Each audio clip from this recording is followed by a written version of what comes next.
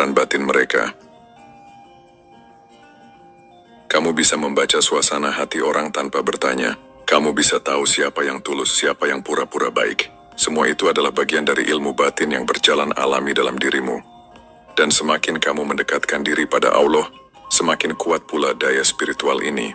Kamu akan menyadari bahwa setiap langkah, setiap keputusan, bahkan setiap perasaan yang muncul, semuanya adalah bagian dari petunjuk halus yang datang dari langit. Maka jangan heran jika banyak orang yang mulai takut bermain-main denganmu. Mereka mungkin tidak tahu alasan pastinya, tapi jiwa mereka tahu. Ada kekuatan tak kasat mata yang melindungimu, dan mereka tidak ingin melawan itu. Menunjukkan bahwa jiwa terpilih sepertimu hidup dengan frekuensi yang berbeda.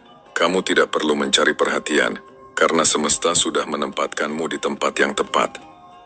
Ketenanganmu adalah benteng, intuisi batinmu adalah senjata, dan ilmu yang kamu bawa bukan untuk ditunjukkan, tapi untuk digunakan dengan penuh kebijaksanaan.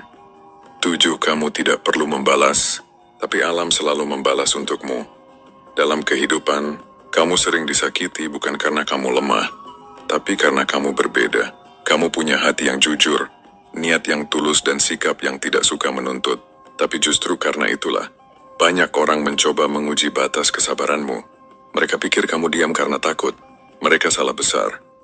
Diamnya seorang jiwa terpilih bukan tanda ketidakberdayaan, melainkan tanda kendali yang luar biasa atas diri sendiri. Kamu tidak membalas bukan karena kamu tidak mampu, tapi karena kamu tahu setiap tindakan akan berbalik sesuai energinya. Jiwa sepertimu tahu hukum semesta berjalan dengan sangat presisi.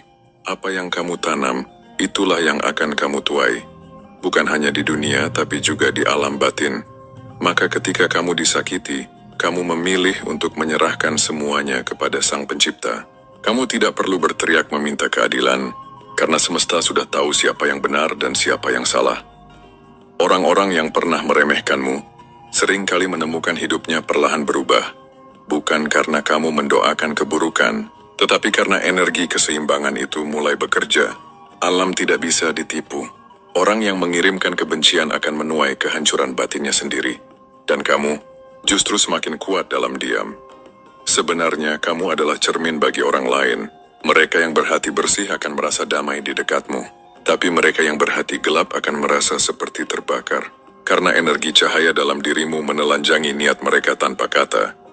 Itulah sebabnya, banyak yang akhirnya takut bermain-main denganmu. Bukan karena kamu menyeramkan, tapi karena kebenaran dalam dirimu memantulkan apa yang mereka sembunyikan. Dalam dunia spiritual, orang-orang seperti kamu adalah penjaga